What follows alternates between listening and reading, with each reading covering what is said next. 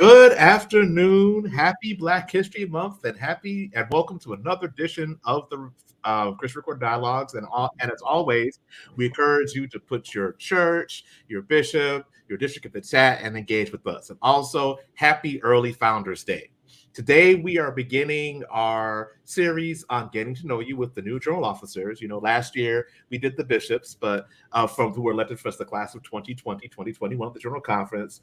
But, as Mom Rainey said, you've heard the rest. Now y'all going to hear the best. And so now we're bringing to you the general officers who were newly elected, starting with the senior in the class, Mr. Marcus T. Henderson Sr. I won't say the middle name. I know the middle name, but I'm not going to say it, whom I've known all my life. Mr. Henderson, welcome to the Christian Recorder Dialogues. Well, good afternoon to you, John. I was looking forward to being here and sharing this time with you. Yeah, so we're just going to go ahead and get into it. So the point of this is so the connection gets to know a little bit more about you, what's behind the robe, what's behind, the person. We know you have the money, but what's behind the person who we trusted with the money of the church. So first, tell us about your faith and the role the AME Church has played in your life. I often said on my campaign run is that the truth of the matter, if you didn't like me, you had no one to blame but yourself. I am a third generation AME. AME is all that I know. I was blessed to learn so much and take what I'd learned, particularly parliamentary procedure, Robert's Rules of Order, into another community. And they just could not believe, well, how did he get trained like this? Well, I was trained through the AME Church, and it's so exciting. And it's such an honor to be able to take some of that I've learned from another community outside of our community and bring it back to our beloved Zion and utilize it on a daily basis. Now, a little bit about your family background, for those who don't know you as well as I do, and I should say, we could say full transparency, we are both members of St. John AME Church, Nashville, Tennessee. So I really have known you all my life. But you're a child of the parsonage, correct? Absolutely, a child of the parsonage and a nephew of the parsonage. That's right. My father was the Reverend Samuel Henderson, served in, of course, Clarksville, Tennessee until his death. Very much a staunch AME. And then many also know me by coming to all of the different conferences that we've had over the many, many years. I was the little guy in the shorts and the socks that went all the way up to the knees with my aunt, Reverend Joanne Allen. She made sure that I was dressed to the nines whenever I came. So I didn't really know what I was doing, but now I look back, hindsight 2020, I was being prepared for something. My aunt gave me some wonderful knowledge and wisdom at some of those conferences. As I was so young, didn't know what she was talking about. But now I hear her in my mind telling me when I'm in difficult situations or peculiar situations with the church, how to handle myself and how to do the necessary things to move the good of the church forward. So I'm thankful for her. I'm thankful for my father. And I'm thankful for all of those ancestors in my family that have gone on, but put so much, invested so much in me. I'm an only child. I'm an only grandchild. I'm only everything. So anything that they invested, they sent my way, and I'm truly thankful. And I know your aunt, I remember growing up, your aunt is historic because she was the first female ordained itinerant elder in what was then the West Kentucky or the Kentucky Annual Conference. It was the West Kentucky at the time. And the truth of the matter, I even remember, as she shared with me, times when there were times where they would not let her preach from the pulpit. She had to speak from the floor. And she used to tell me, I don't really mind where I speak because I'm speaking about God. And I don't care if it's up there or down here. They're going to hear this word. And you look back on it and I was like, what is she talking about? But now you see the significance of what she was doing and the grounds that she was breaking, particularly to the female pastors that would come behind her. So I'm so proud of her and I love her. I cherish her memory and she lives within me still. And you talked about the legacy you shared. I've never told you this, but I remember when you were elected a youth delegate to the General Conference. I think it was it 92 or 96? It was 90. It was 92. Actually, it 92. sure was. And I remember you talking about that experience. And that's one of the things that I remember from, just as a kid, hearing you talk about General Conference. And I remember some of the things you told me about your time at General Conference and being on the General Board. And I reflected on them when I ended up on the General Board a few years later. So just remember that, even what was poured into you was poured into others around you as well in that church and beyond. That was such an interesting time. I really didn't know what to expect. I had some people that were looking out for me. Some of you may remember Sandra Wood. Mm-hmm. Sandra was somebody that she knew I didn't know what was going on. And I got there and, we were all trying to look old and tried to look like we knew what was going on, but I didn't know, but she guided me through that. I remember once again, Reverend Joanne Allen telling me that, now, son, this is the business of the church. This is not the church. I'm like, what does that mean? This is the business of the church. But now I understand there is a business part and there is a church part. And yes, they come together, but they are very separate. And I'm just honored to be in a position to assist and uplift that business part in an effort to continue our Zion moving forward. So let's move on to talk about a little bit about the business, specifically your business career. Now, you currently are you are the owner, the founder of the Henderson Financial Group, but you've had a very interesting and eclectic business career. So tell us about Marcus T. Henderson, the businessman. Well, some would say that I was the perpetual entrepreneur, but the truth of the matter is that I've had several businesses too, always in finance. One of them was a very nice, very progressive mortgage company that kind of birthed out of Henderson Financial Group. We kept that until 2008 or so. And in 2008, we saw fit that we needed to shut it down because of the climate. The secondary lending was not being done anymore, and we couldn't fund the various loans that we had. So we had to shut that down. Now, fortunately, Henderson Financial Group has been around since 1989, and it's always been a strong community business, and that is important for us to say community because we have never been separated from our community. Now, I will say that our firm is about 50-50 in the way of ethnic background. We have everybody represented here from the Hispanic community to the Jewish community and there in between. Asian community, all of those things. But it's always been one that had a special bent towards the minority community, meaning the African-American community. All of my study has been about wealth building within our community. It's important that we understand not only where we're going, but where we've been, so not to repeat the mistakes of the past. So I'm very happy, very pleased. My firm continues to grow, prosper. We have people that are working with me. I don't like to say working for me. My people are team members, so we work together. There is no big me and little you. I think if we go into battle, let's go to battle together and not where one is bigger than the other. In fact, when you think about a battle, the first person that they're trying to kill is the general. So I don't want to be the general. I want to be amongst the people so they really don't know which one to shoot at. So I appreciate where we are. I'm very thankful where we are. You mentioned about faith.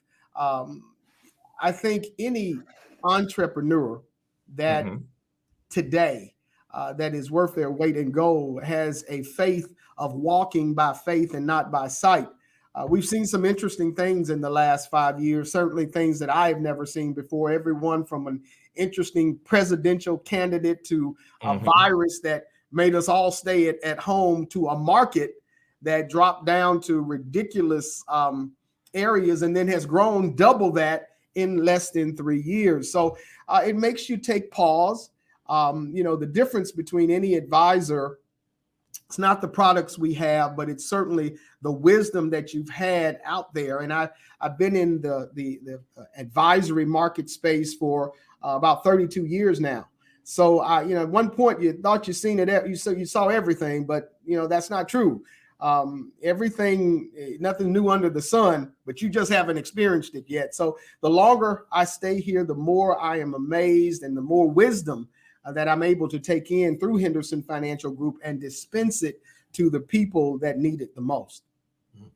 And I should say, this is talking to a colleague, but also talking to family. I would not be where I am today in Chicago, being able to continue my education, were it not for the financial counsel that you gave my family. So, and I know there are others who are watching who know and have benefited from the philosophy you've had on wealth building and helping people to see no matter how much or how little you have, it's about how you use and how you stored it. So, and I know you've shared that with many persons. And I just want to tell you, while we're interviewing today, thank you for what you've done for me personally and for what you've taught me personally. Well, you're very kind, but I tell you, and we don't talk about him much. We should talk about him. Your father, Dr. John Thomas Jr., was a man amongst men, and he was a leader amongst leaders. And, when he came and said, Marcus, I want you to handle this for me, all I could say was, yes, sir. And it was an honor to serve him. He not only did I counsel him, but he counseled me quite a bit. I don't know that I would be the size that I am. I gained quite a bit of weight. I walked in one day with your father and he said, sit down, Marcus. I said, what? I said, what's going on, Doc? I tried to get into the finance part and he said, you weigh too much. Do you know what high blood pressure and diabetes? And he went into things. And after I left there, I had a life change. And I remember that happening. But he didn't have to do that. But he thought enough for me to do that. So I can't really say that I counseled him. We counseled each other. And I'm thankful that he was a part of my life. And I continue to celebrate his legacy. Thank you for that, Marcus. Thank you. So, you're a successful businessman. People can go to, the HFG website, and I'm told that the Treasurer's website is coming up soon to read your biography, hear about your business, the $1 Million Roundtable, what you've done with John Hancock, the pioneering work you've done. The bottom line is you've been trusted with assets to help build wealth and manage wealth and steer people from a variety of opportunities, variety of backgrounds. You didn't have to take up this job. So what led you to pursue to be the treasurer CFO of the AME Church? John, that is a very interesting question. One that, interestingly enough, I get quite a bit. The truth of the matter is this: I did not seek this particular position. That was not my goal. I don't know. In fact, I find it rather curious. Anyone that got up and said, one day I want to be the treasurer, or I want to be a general officer, or I want to be anything of a major and the oldest Black denomination in the world. That did not happen. What happened was that I found myself through my faith, through my walk, in positions that kept saying, this is for you. So I do believe that the man does not seek the position seeks the man. And that's what happened in my case. I stayed around the right people, and all of a sudden the opportunity presented itself. Now, I will tell you, you are exactly right. I prayed about it. I'm doing just fine. I didn't have to. My firm has gotten to the point where revenues are comfortable and we could service our clients. But then all of a sudden, Marcus decides that he wants to serve his church at a higher level. But at the end of the day, I think that's what it's all about. It's about service, and God puts you in positions that allows you to do greater things. And it got to the point, and I want to be very transparent. It got to the point where it was so obvious that at least I was supposed to offer myself to that position, that if I had not, it would have felt to me like I was spitting in God's eye. And that's certainly not what you want. He had blessed me here. He had blessed me there. He'd given me good health. He'd done all of those things. And then this opportunity presented itself, something that I just could not turn down. So I'm thankful. It's still early in the game. On January 10th was 6 months in this position. And of course, those of you that are familiar with the finance department, we also assist with the funerals, the connectional funerals of the church. And I think I'm the only treasurer that in the first 6 months, we've had almost 7 funerals that were connectionally oriented. So every time I started to do something else, we had to prepare ourselves. Our meeting management department, headed by Director Sharon Blaylock, and focus there. Not to mention, of course, the general board meetings and the various other components that we wanted to make sure that they were doing well as well. You know, we are a connectional church, and that is not just a saying to me. Two things are not the same. First of all, we're a connectional church, so we're going to act like a connectional church. We're going to assist each other. We're not going to be, a little separated. No, that's not going to happen. We're going to come together. That's important. And the second thing we have to realize, and that's become my tagline on all of our cards, on our stationery, we are a global religious institution. We are not just, in the United States. We're not just in Canada. We're not just, in Africa. We are a global religious institution. So we want to take back some of the things that maybe people have forgotten about the African Methodist Episcopal Church. I don't say AME. You'll see I say the full thing out, because some people on the other side of the tracks may not know exactly who or what we are. But before it's over with, we want to heighten that position in their mind so that when they hear AME or African Methodist Episcopal Church, they'll realize exactly who they're dealing with. We got an interesting question in the chat from Jacqueline Dupont Walker, and our social action director. And sometimes we don't get around to pulling these questions, but I do want to pose this to you. She asks, does the AME Church have a social investment policy? If not, will you propose one? I know the United Methodist Church, the Disciples of Christ, the UCC, they actually have policies regarding what funds they'll invest in and what they won't invest in. Can you speak to that? Certainly. And that is my friend, Sister Jackie. How you doing? Here's one of the philosophies that we will be looking at is the ESG philosophy. Now, ESG is a new way of investing, and ESG, the E stands for environment, S stands for social, and G stands for government. So now the way that not just the AME Church should be looking at, but certainly 501c3 organizations that are positioned with the fiduciary responsibility of others people's money, you might want to take a look at ESG. I know that's something that I'm taking a closer look at. Our firm does several $1 million in that particular type of investing, because what that will do, it will screen out companies that are, first of all, not environmentally sound. They have some type of social appearance out there. They're not just, doing everything in their governance. They are putting the right people on the board. They have African Americans, they have minorities, they have females in places of power. The days are gone now where you can just look at a board and everybody looks the same and they don't look like you.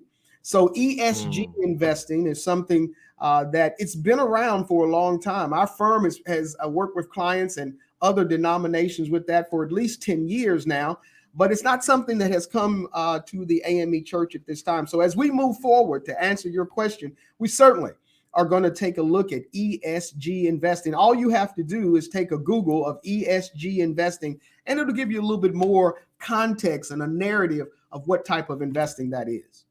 We just dropped an ESG article in the chat for people to look at from Forbes.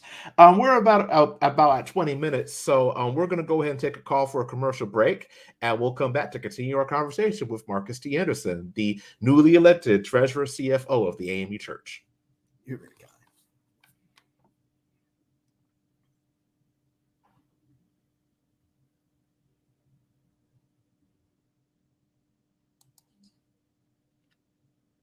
The AME Church Publishing House provides a diverse array of products to meet the worship and Bible study needs of believers of all ages.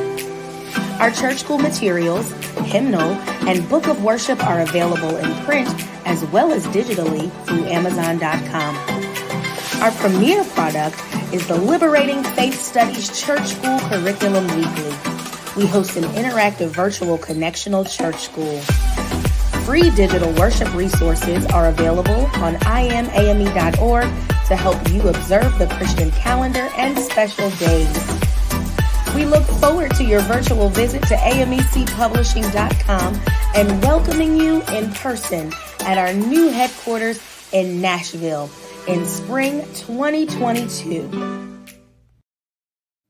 Yes, we are excited about our new publishing house. Thank you for joining us. And I'm told from the publisher that we will be getting information soon about what's going on with Nashville. So, Mr. Henderson, you alluded to this. It is funny, like Mr. Henderson, colleague, Marcus. I'm going through all these, but Marcus, we've been talking about the newness, some of the things that you brought to the office of treasurer, and at the general board meeting in December, there were some noticeable changes. And can you tell us about some of the shifts that you've made? Because I know that we are moving prayerfully out of the pandemic, and those of us who were there noticed some shifts from how things have been done. So walk us through that. And you mentioned also the new meeting protocols in place for regarding how we handle connectional funerals. So walk us through some of these changes that we saw, those of us who went to Nashville in December. Well, here's the thing, John. I have a philosophy that many people, although we have a wonderful church, the one that is certainly a family church, many times people don't recognize the church that we are until we come together. So I believe that there's a front of the house and there's a back of the house. And when we come together with whatever meeting it may be, that is the front of the house. And we are going to put on a show for the front of the house. We want to make people leaving saying, oh my gosh, we had such a great time. That was a wonderful meeting. I want to come back. And not only when I come back, I want to bring someone with me so that they can experience the totality of this African Methodist Episcopal Church. That is something that I think can be kind of lapse. We just try to do a meeting, but no, each meeting is a special time. So through the assistance of my meeting management team, which of course, like I said, Director Blaylock, Desmond, Rashawn, all of the ones that come through for us in that particular area, I asked them, I said, I want to make sure that when they walk into this room, first of all, it has a different feel about it. One of the things you probably noticed is that when you came into the room, we had music going because music sets the tone. We don't want a situation where you walk in and it's quiet. We had visual things going on. There will be some other things going on. We had our limitations with the COVID. There's some things that we could not do, but we wanted people comfortable so that they could take in the full breath of what that meeting was going to be about. So that was really our, excuse the pun, but excuse the way of saying this, but I was our guinea pig meeting. We're going to change. We're going to improve. My internal team, we work basically virtual.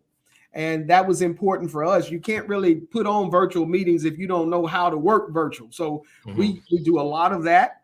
My Washington team, those others that are virtual, and it's just working out. We're not searching for perfection, but we are searching for improvement.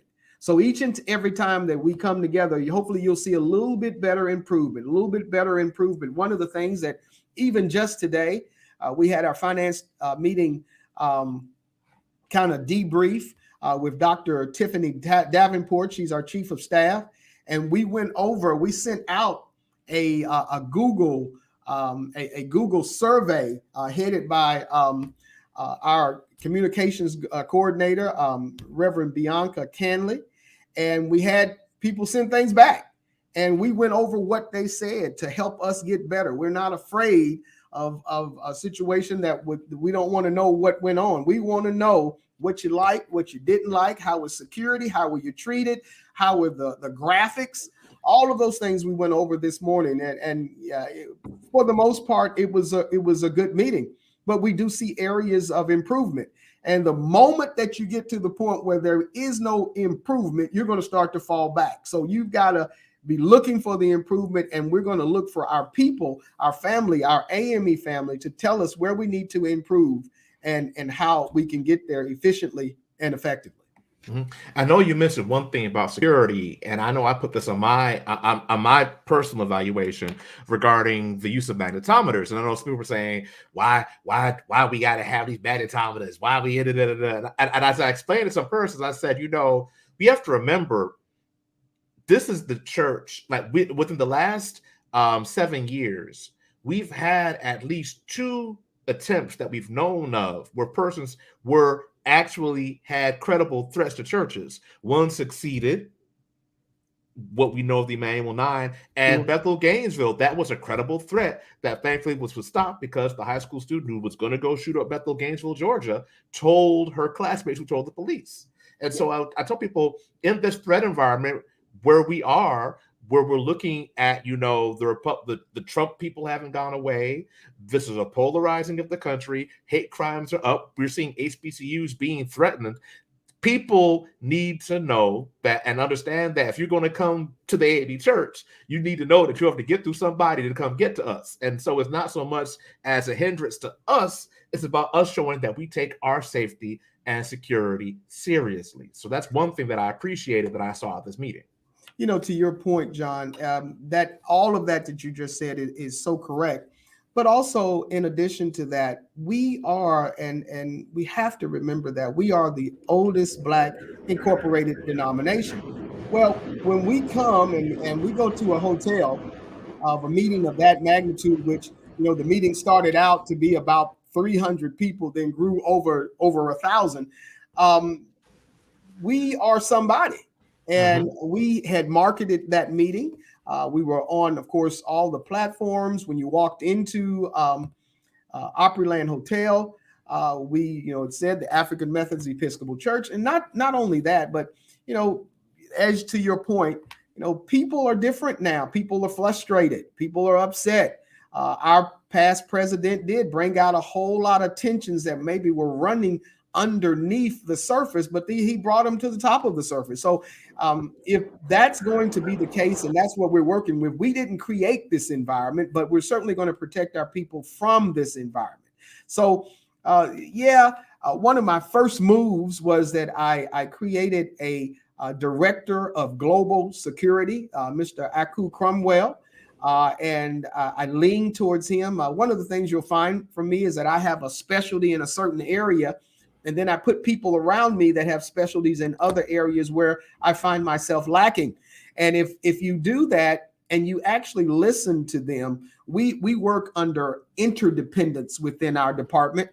Interdependence meaning that if somebody don't know, we go to the person that does know. And if nobody within the group knows, we go find somebody to come in and help us. So we're not going to, once again, have the big I and little U. It's a team effort. And that team effort the call was made that we needed additional security for that.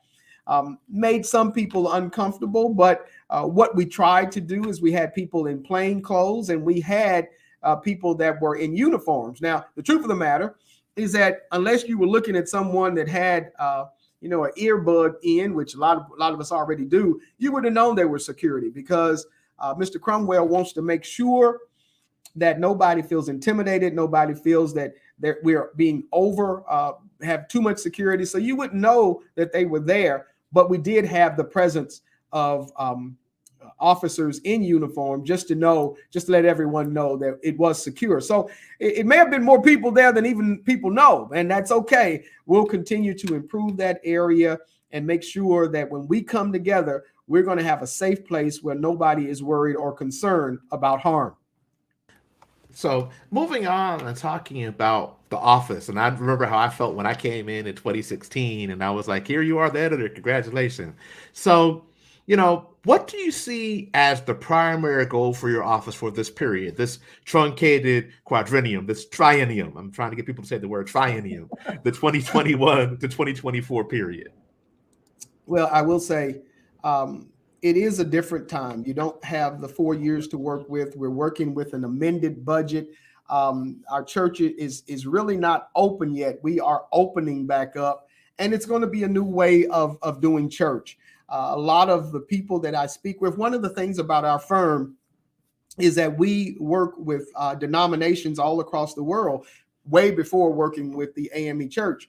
And it's been something that's not just only within our denomination, but other denominations. And the big thing has been now there will be in-person worship and there will be virtual worship, and people are calling it their virtual campus. So what we have to do is, change is never easy, but the thing about change is it always comes whether you want it to or not. So we're just going to have to put ourselves in a position to embrace the breadth of this new world and continue to move forward. I'm excited about the department. I have some creative people working with the department. You will see a whole new face of our department. You mentioned earlier, we are coming with a new website, and it'll be amecfo.org. That's amecfo.org. That should be online next 60 days. And you can go to that and not only pick up things from economic empowerment, but also from our various departments, some information from security, some information from me about finance, some information about putting together a meeting. All of those things will be a central location that our department handles. And if we can do that, we have dispensed all that we possibly can to assist. We have great things such as the Christian Recorder that's handling some areas. We have the department, of course, of our CIO and then our various districts. But this will be something that will tie everyone together, make us feel like a connectional church, prayerfully will help us feel like a connectional church, and offer some things that will help the people. And what I mean by that is, in order to build a strong church, you have to build the people. You have to build it from the ground up. And if we can do that, then our churches become stronger, our connection becomes stronger, and our denomination becomes stronger. Speaking about virtual meetings, we have a request to the chat from Karen Caffey of the 13th District. She asks, Mr. Henderson, will you consider recommending making meetings available on virtual platforms that more people can attend in a financially viable manner? I know that, for instance, our colleague Marcellus Norris just that's the first time that meeting has been, the second time, because I believe Wade did this, but there was a full virtual registration component and in-person component, but this has been an uneven rollout. For instance, the WMS meeting that just happened, there was no virtual component. And at General Board in Nashville, you could only see the virtual services online. That was about it. So talk to us about what is the vision for doing that connection? Yes, certainly. And unfortunately or fortunately, it leads to the diversity and or the fragment nature sometimes where we are. And that happens within organizations, the bigger that we become. So what we have done is we have reached out to all of our components. I think you will see a more consistency, not only in branding, but also consistency in how media and how meetings are delivered to the people. At the end of the day, if you are AME, whether it's WMS or CLO or whatever division, women in ministry, we want you engaged and we want you to participate. So I think the virtual option is something that's not going to go away. One of my clients that runs a rather large church here in Nashville, he is not AME, but he told me, he said, Marcus, he said, I am picking up people from all over the world that used to live here that are now going to my virtual campus. Well, my gosh, why wouldn't we want that to happen? And the more that we can get people to participate, the more cost effective and of course cost efficient that we can make the opportunity to do that. So, we're once again, I've said it before, we're not going to get to perfection, but we're going to we're going to keep on improving. And that's something that won't happen overnight. I like to be very transparent with the people I speak with. This first 6 months has been like taking on information through a fire hose. It's just coming. My predecessor, the eminent Dr. Richard Allen Lewis, told me, he said, Marcus, every treasurer brings to the table their own talent. He said, you have talents that I don't have, and I have talents that you don't have. So my talent has been and preferably will continue to be not only the finance area, but bringing together relationships, bringing people together so that we can be successful as a unit, as a church, and build, hedge fields of protection around our denomination so that we can continue to move forward. I've done some things now that will be coming out. I'm about 6 months behind on them, but that's okay. In the way of the types, most people think that the wealthiest church denomination is the Catholic Church, and what you will find if you take a look and you Google it, it's not the Catholic Church, is the Church of Latter-day Saints. It's the Mormon Church. And in fact, the Mormon Church has double the amount of net assets as the Catholic Church. So there are particular people that were very instrumental in that happening. They've been very gracious to me. I've reached out to them just to share time. It's not that we're going to become the Mormon Church or we're going to become Church of Latter-day Saints or even the Catholic Church, but we can utilize some of the things that they have done to get to where they are. And that's important to me, that we're moving forward. We're going to set some guidelines of where we are. This is the benchmark of where we are, be very transparent of where we're going, and we're going to move there over time. So that will be one of the biggest things that I see within my tenure. There are three things that I tell my team all the time. There's the infrastructure of the finance department. There is the engagement of the people. And then there's also the other half where no one can do it but me, is to work with the political half of our church. We are a political church. I'm very proud of that. I know people say, oh, I don't deal with politics. Well, the truth of the matter, even on Thanksgiving Day, when you're trying to figure out which house you're going to go to first and who's going to come over and who's going to cook, you're still dealing with politics. So politics is something that's not going away, something that we need to engage with. So infrastructure, engagement with the people, all of the people, you are my family, and I appreciate you electing me. And then, of course, the political half that has a tendency to run inside and through our church. It works for us, and we're going to continue. Well, and I stand corrected. Miss Caffey is from 5th District. She's from First AME Los Angeles. We're going to take another commercial break, and we'll be right back to wrap up our interview.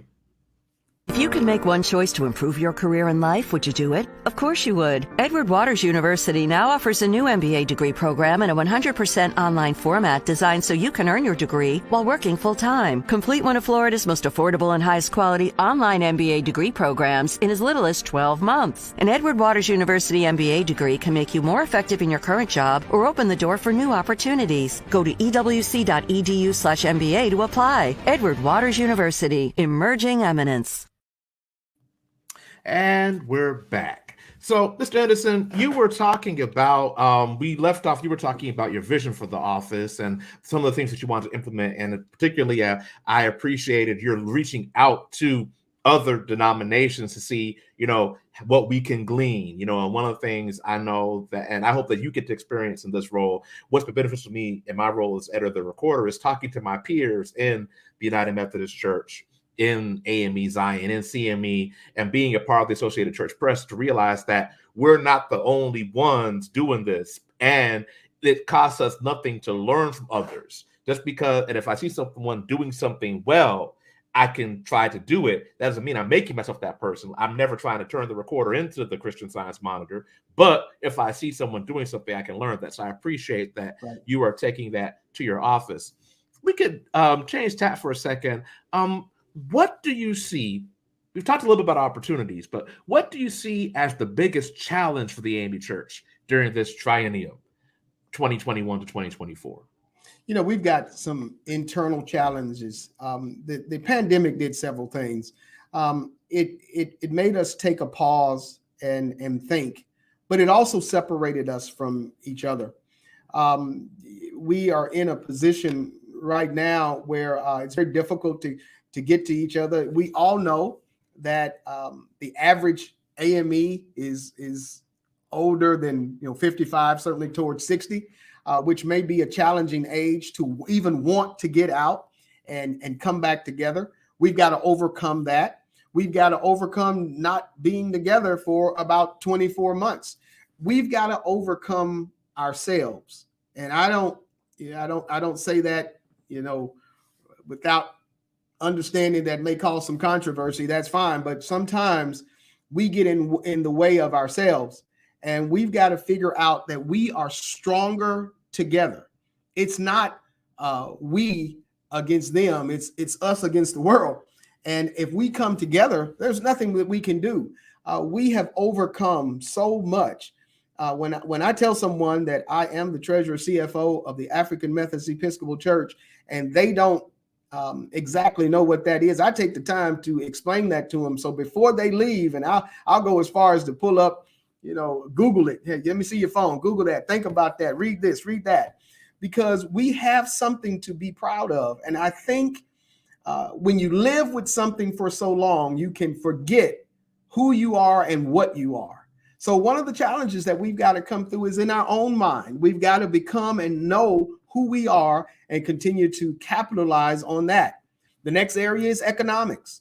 It's very easy for us to say, well, in our community, we have a tendency to say, well, we don't maybe need that much and we don't need that. Well, actually, that's not true. One of the things that I had somebody tell me this, and I thought it was very interesting, and it bothered me at first. They told me, they said, Marcus, one of the reasons why I'm going to vote for you and I appreciate you is because you have worked, your exposure has been bigger than the AME Church. And that just bothered me to no end. I mean, what do you mean it's bigger than the AME Church? Nothing's bigger than the AME Church, at least. But what I had to do was over a year's time process that. And what they were saying is that I had engaged in some things, given through our firm, given through some of our clients, that maybe somebody else had not engaged in before. So thus, I could bring it to the church. And now that I understand that better, that's what I try to do every day. So thus reaching out to other denominations, developing relationships with people that maybe are unconventional to the AME Church puts us in a better place. And if we can not only develop those relationships, but maintain them, it'll put us all in a better position. I appreciate for saying that again, and I'm glad that you were able to figure out what that person meant, because I know in my own experience, and I believe Beelan, Reverend Pierce, and the rest of us share that what has enriched our work has been the fact that we've been able to see outside African Methodism, recognizing how big it is, but being able to say there are some things that we could do differently, but also being able to tell folks, AME Church has some great things going on that you should model after us. And I think sometimes we don't, as we've talked about this, you and I before, we don't tell our own story well enough about the good things that we're doing that should be modeled and replicated by others. So I thank you for saying that. So someone has popped in the conversation twice, and this leads us to the question, tell us about your family, because I believe Yolanda Mason Henderson has popped up to tell us. Thank you, Yolanda, for saying we had a great conversation. But tell us about your family and, who holds up Marcus's arms when, the bishops are calling, the general officers are calling. Tell us about, these folk that are your circle of protection. Well, if anybody knows me, also knows Yolanda. We ran a race, and I say, we ran it. I can't say that I ran it by myself with her for about 5 years, 1 year longer than maybe we were expecting.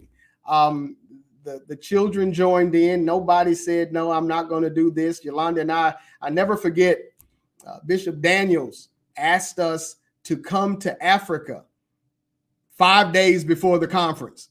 And I was like, can we go to conference? Can we go to Africa? And Yolanda was like, let's go.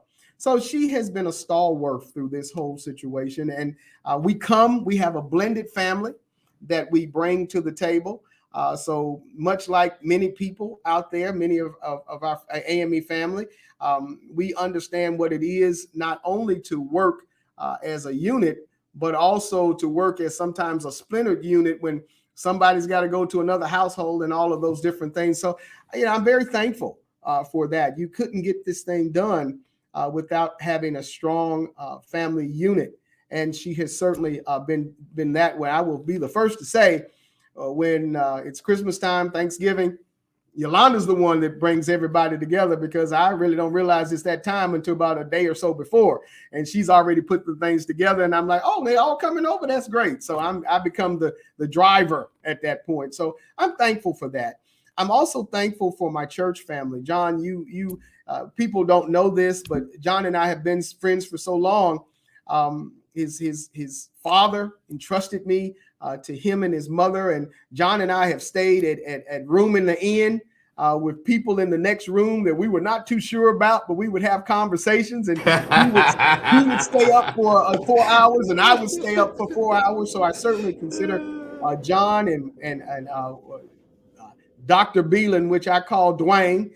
We've been friends forever. So And of course, our general counsel, Doug Selby. Mm-hmm. Doug and I, of course, we just lost Dr. Jamie Coleman Williams, his grandmother. We've all been in this together, and I'm thankful that as this has evolved, I've been able to keep that friends around. Those friends have made all the difference. It makes it. We all know that family is what's given, but friends are what make it rich. And I've certainly been enriched by those relationships. And then finally, with this whole run, I really appreciated the run for this particular office because I got to travel to just about every district here, overseas, all of those, and just meeting people. One of the things that Yolanda often says is that, she came from that other side. She was the dark side, the Baptist side. And one of the things that she really appreciates is the fact that in the AME denomination, it's like a big family. Whether you're in California, New York, Florida, Connecticut, we all seem to know each other and we embrace each other. So I consider everyone to be my family. I'm thankful for that. So as we move forward, if we can act like a family, and being a family does not mean that we will not argue, fuss, and disagree. In fact, it is to be expected, but it does mean that eventually we come back together for the good of the whole. So if we can stay together for the good of the whole, keep this thing moving forward, we will be where people cannot penetrate our unit.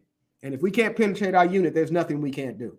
And I think that's important that you remind us. Like I appreciate how you started with, of course, Yolanda and your kids, but also realize that, your family is the church, and that the AME Church, at the end of the day, we are a big Christian family.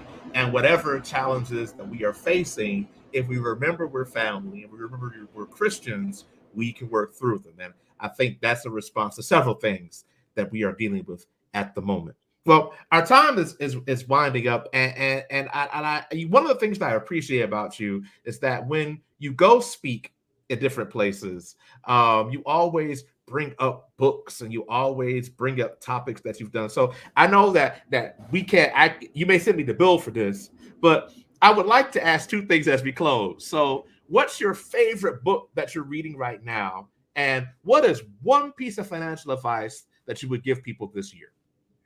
Oh my gosh. Well, let me start with, because Yolanda's laughing at this point, because I have so many books that I read on a regular. It's very difficult for me not to say that. But here's the financial advice that I sincerely think is important. You've got to start paying attention to what you're doing financially. We have lived up until the pandemic somewhat of a life where we never really thought about it. And if you don't think about it, you can only get what you think about. And one little bit of thing about that is that do you save before or do you save after? Do you save before or do you save after? Because what you will find is that if you don't put money aside before, you'll get to the end of the month and there'll be no money there. So you want to always save before and not after. That is hugely, hugely important. And as for books, oh my gosh, I won't give you a book, but what I will give you is something that works for me extremely well. I don't use hard books anymore. I use Audible because what happened, there was a gentleman, a particular coach that I had, Mr. Jim Rohn, that used to say every house of a certain size had books in it. But what happens now is that has a library with books. Well, what's happened now, there's so many books out there because people are self-publishing and everything that you need to have it where you can carry it around with you. So Audible has just been a wonderful, wonderful thing that you carry all of these books inside of your phone. You're able to hit it, whether you're on the plane, whether you're driving home, whether you just get a moment. And what happens is that all of a sudden, by the end of the month, you have taken on a tremendous amount of information. Information is what's going to make the difference. And if we don't have the information, if you're not studying, if you're not growing, one of the things that my young people, I talk to them, I speak quite a bit at Fisk University. And they say, "Oh, I just can't wait to get out of school. I'll be done with education." No, that's not how it works. Once you get out, you figure out something else, and you develop not maybe a formal education, but one that's more informal that allows you to become better and better and better at what you do. If you pick one subject, and you stick with it, you can become an expert in that area in about 18 months. But you have to stick with it, and you have to do it. So I have the plethora of books that I read, and it's depending upon how I'm feeling. Some will be business, some will be about life. I'm big on life experiences, and not just the positives, but the negatives, because everybody on this line knows that we may have something positive happen, and we will take it in stride and keep on moving.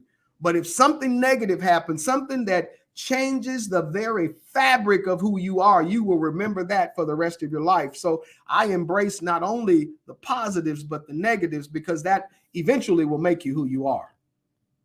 Wow. So we're going to reach out to Audible to try to get some advertising dollars for that endorsement. But again, I mean, podcasts, like I found myself starting to listen, like in the morning I get up, I listen to my favorite news podcast, and just like throughout the day when because you're right, these books I'm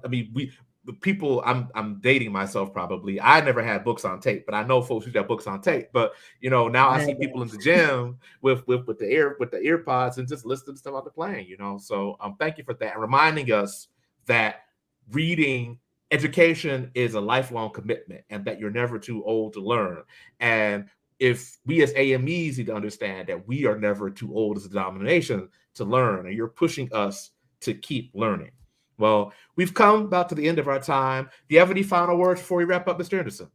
The only thing I'd like to say, first of all, I want to commend you, John, on the work that you're doing, even with this TCR medium that you have come up with, is something that is a step forward. And each and every day, we're not looking for giant steps. We're looking for baby steps. And if we just take baby steps, they become giant steps. So as long as we are coming together, we're meeting, we understand, and we have embraced each other as AMEs, it puts us in a whole different place. I appreciate everyone there. One of the people say that, I only meet a stranger once, and the next time you are my friend. And that's how I'd like to keep it. And I know it's not always that way, but that is a philosophy I'd like to maintain. So God bless each of you. Have a wonderful weekend. Happy Valentine's Day to everyone out there. Enjoy each other and be well. And be sure to watch the Super Bowl this weekend. That's going to be a good feat. It's in itself. Well, Mr. Henderson, thank you so much for sharing with us. And everyone, we will be back next week as with our Getting to Know Your General Officer series with the next in seniority, Dr. James Miller. You will not want to miss that. And also, if you have not seen already the Founders Day message from Mr. Byfield, we emailed out that earlier. So enjoy the Super Bowl. Remember your founder, and also remember your Valentine's Day. Thank you, and we will see you next time. God bless.